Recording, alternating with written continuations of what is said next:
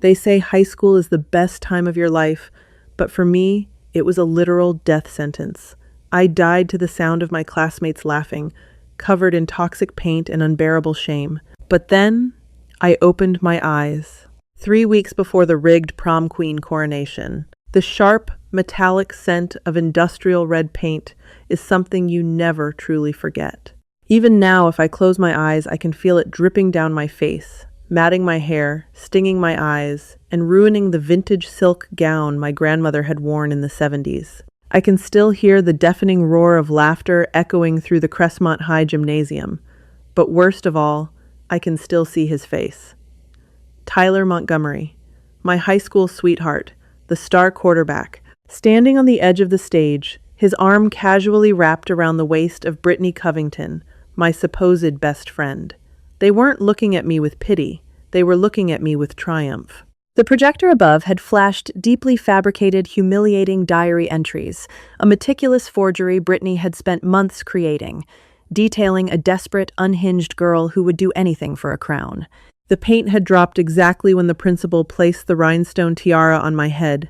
It was the ultimate Carrie-esque humiliation, engineered by the boy I loved and the girl I trusted, broadcast live on Instagram to thousands of people. I remember running. I remember the blinding headlights of the truck on Route 9. And then I remember the cold, empty darkness.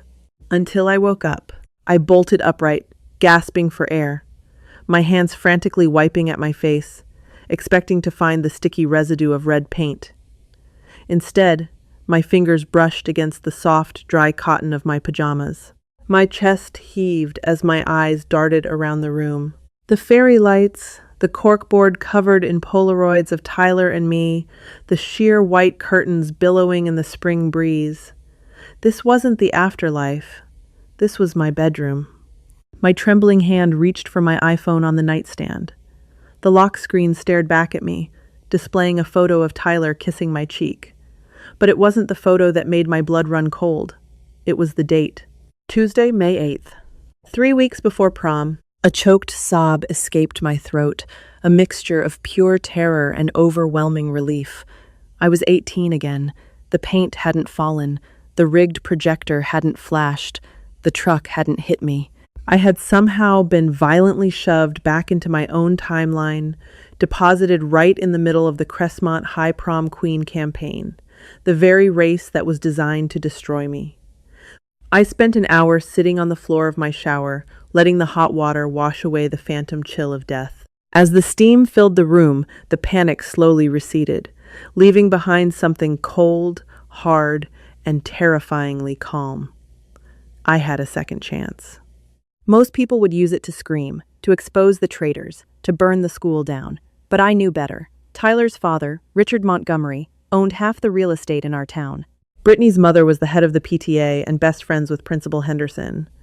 If I yelled about a conspiracy that hadn't happened yet, I would be the crazy one. I would do their work for them. No, I wasn't going to fight them for the crown. I was going to hand it to them. When I walked through the double-glass doors of Crestmont High that morning, the air crackled with familiar, nauseating energy. It was campaign week. My face was plastered across the lockers, professionally printed posters, paid for by my parents, reading, "Vote Chloe Davenport, Elegance, Excellence, Your Prom Queen." In my past life, I had felt a surge of pride seeing them. Now, they looked like wanted posters. "Babe." The voice sent a physical tremor down my spine.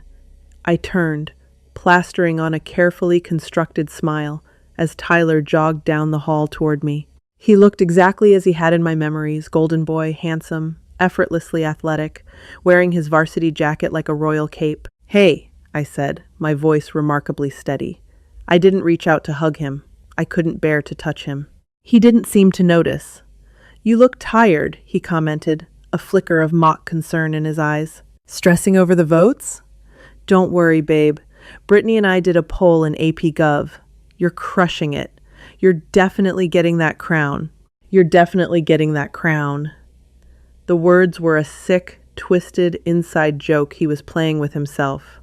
Right on cue, the scent of expensive vanilla perfume announced Brittany's arrival. She slipped her arm through Tyler's with a little too much familiarity, batting her long eyelashes at me. "Morning, Chloe." "Ooh, are those bags under your eyes? You really need to rest, sweetie. A queen needs her beauty sleep." In my past life, I had thanked her for her concern. In this life, I saw the predatory gleam in her eyes, the thrill of the hunt. They had set the trap, and they were practically salivating, waiting for me to step into it. The bucket of industrial paint was likely already sitting in the janitor's closet, waiting to be hoisted into the rafters by Tyler's loyal frat boy friends. "You're right, Britt," I said, my tone incredibly mild. "I am exhausted. Actually, I'm starting to think this whole campaign thing is just too much." Tyler's smile faltered for a fraction of a second. "What are you talking about? It's the home stretch." "I know," I sighed, adjusting my backpack. "But honestly, the anxiety is killing me. I'll see you guys in English." I turned and walked away, leaving them staring after me in confusion. The plan was set. I wasn't going to make a scene. I wasn't going to tell them I knew about the rigged crown, the fake diary entries, or the humiliation they had planned. I was simply going to quit the race, completely silently, and let them panic as their perfect victim slipped right through their fingers. By lunchtime, I had executed the first phase of my silent withdrawal. I didn't make a grand announcement on the morning announcements or post a tearful video on Snapchat. I just started taking my posters down. I walked down the B-wing corridor, casually pulling the heavy tape off the painted cinder blocks. Every time I ripped down a Vote Chloe sign, I felt a weight lift off my chest. I folded them neatly and dropped them into the recycling bins. I didn't look angry. I looked utterly bored. "Chloe, what on earth are you doing?" Sarah Jenkins, a girl who had hovered on the periphery of my friend group, stopped in her tracks, clutching her tray of cafeteria food. "Hey, Sarah," I smiled, tossing another glossy poster into the blue bin. "Just doing some cleanup." "But voting isn't for another week. You're tearing down your campaign." "Yeah," I shrugged, leaning against the lockers. I realized I don't really care. It's just a piece of plastic, right? Plus, I think Brittany wants it a lot more than I do. She'd make a great queen. I made sure to say it loud enough for the passing sophomores to hear. High school gossip is a biological weapon, and I was releasing the virus. Within 45 minutes, the rumor had saturated the entire campus. Chloe Davenport is giving up. Chloe Davenport thinks Brittany Covington is desperate for the crown.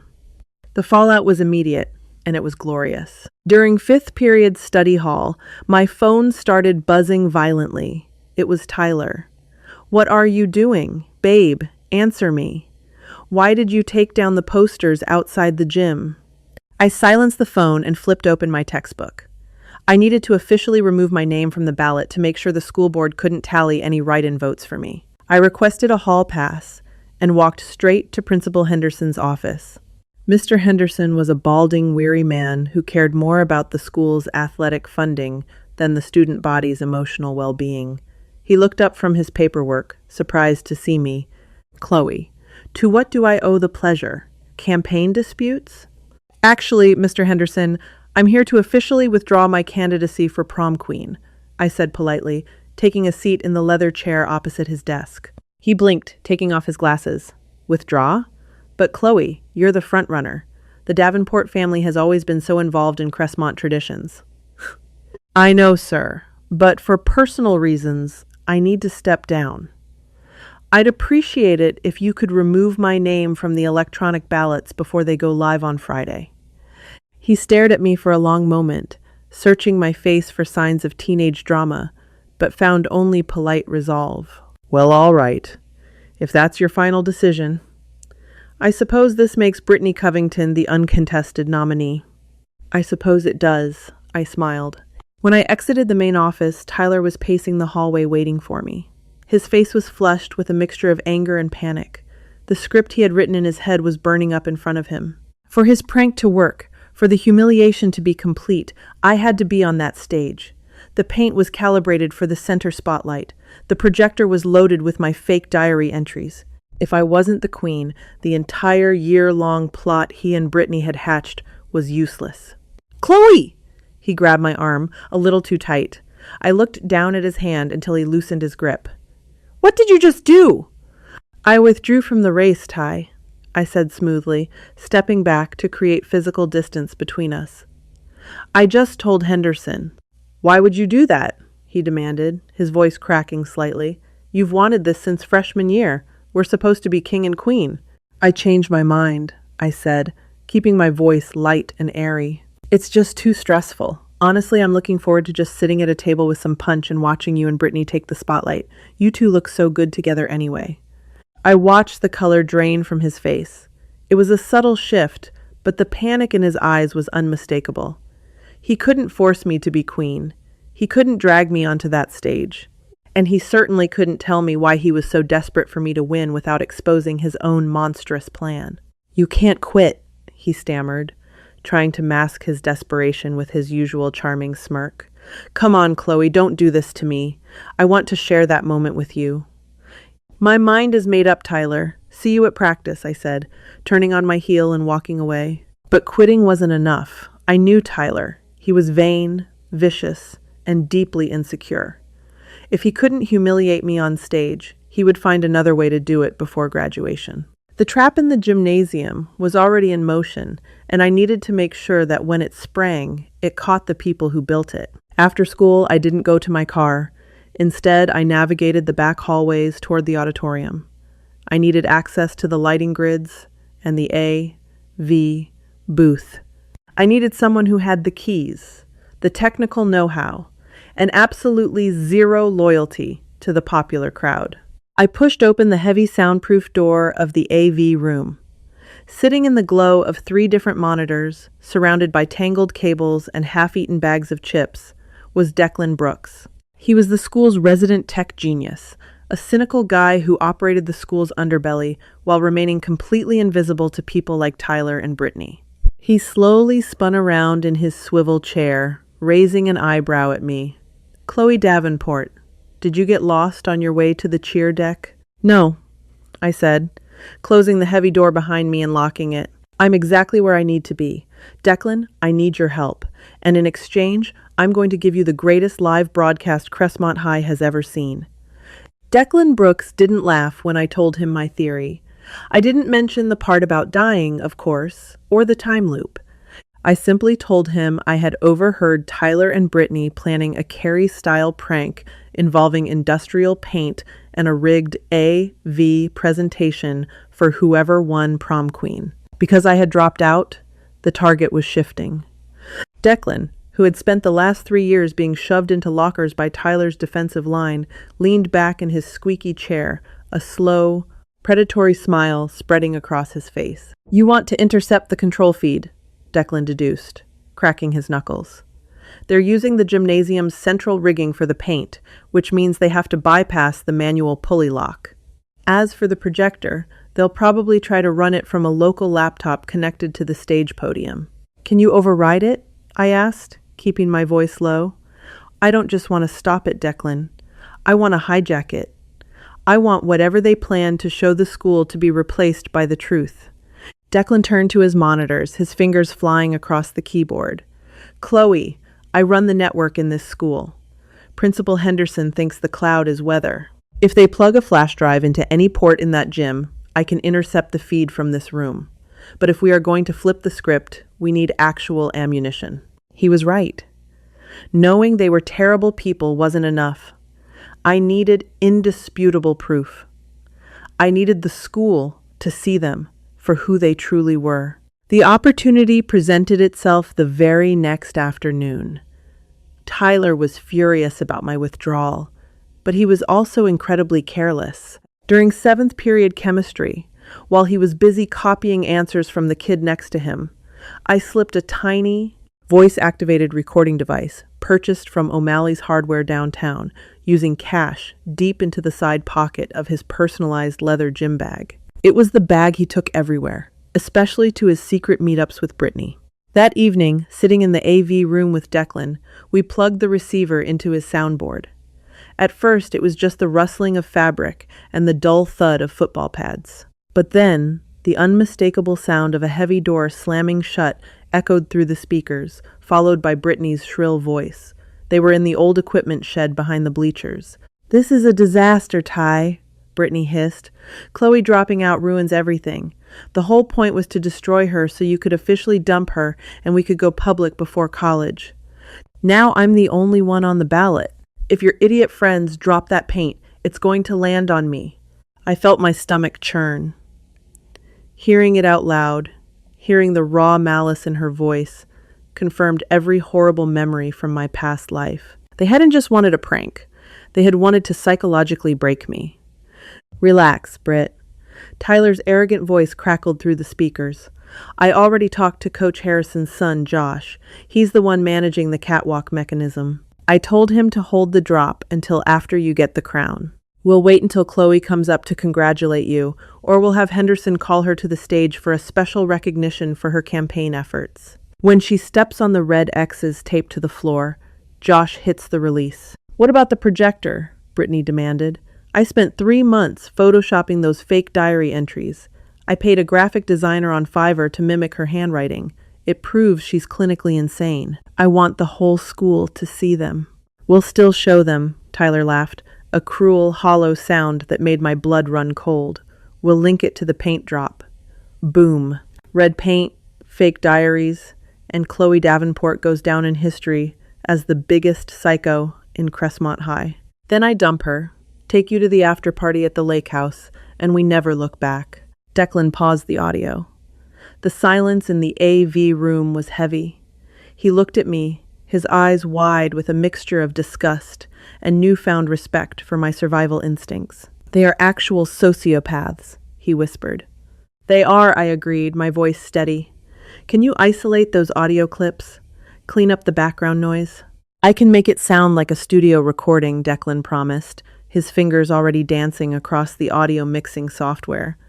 "And those fake diary entries Brittany mentioned? I ran a backdoor script on the library computers, where she usually sits. I already found her folder, but I also found something else." Declan pulled up a series of screenshots on his right monitor. "She forgot to log out of her iMessage on the web browser yesterday. Look at her texts with Tyler." I leaned in. The messages were vile. They weren't just plotting against me. They were mocking everyone. They called Sarah Jenkins a walking charity case, made racist jokes about the math decathlon team, and Tyler openly bragged about slipping money from the student council treasury to pay for the industrial paint and his customized prom tuxedo. "We don't just hijack the projector, Declan," I said, a cold, calculated smile finally reaching my eyes. "We build a documentary." For the next 2 weeks, we worked in absolute secrecy. I played the role of the tired, defeated ex-candidate flawlessly. I smiled at Tyler in the hallways, enduring his fake hugs. I wished Brittany luck, watching her preen and gloat, utterly convinced she had won the war without ever having to fight the battle. They thought I was a pawn who had conveniently moved out of the way. They didn't realize I had already flipped the board. Prom night arrived with a suffocating humidity that mirrored the tension in my chest. The Crestmont Hilton Grand Ballroom was draped in silver and blue silk, the theme being "A Night Under the Stars." In my previous life, I had worn a vintage, pearl-white silk gown, eager to look like royalty. This time, I wore a sleek, midnight black dress with a high slit, a dress meant for a funeral, not a coronation. When I walked through the double doors, Tyler abandoned his friends to intercept me. He was wearing the custom tuxedo he had stolen from the student funds. "Babe, you look dark," he said, forcing a smile. "Are you sure you're okay with all this? I still wish it was you up there tonight." "I'm exactly where I want to be, Tyler," I replied smoothly, slipping past him. "Don't worry about me. Just enjoy your perfect night." I found a table near the back, perfectly positioned with a clear view of the stage and, more importantly, the projector screen. I glanced up toward the A.V. balcony. A tiny blue light flashed twice Declan's signal. The override was locked and loaded. At 10:30 p.m., the music faded, and Principal Henderson tapped the microphone, the feedback whining through the ballroom. "All right, Cressmont seniors, it is time for the moment you've all been waiting for. The crowning of our prom king and queen. The crowd cheered. Tyler strutted onto the stage, waving like a politician. Then, Henderson opened the golden envelope. Since our other lovely candidate withdrew, I am proud to announce our uncontested prom queen, Brittany Covington. The applause was thunderous.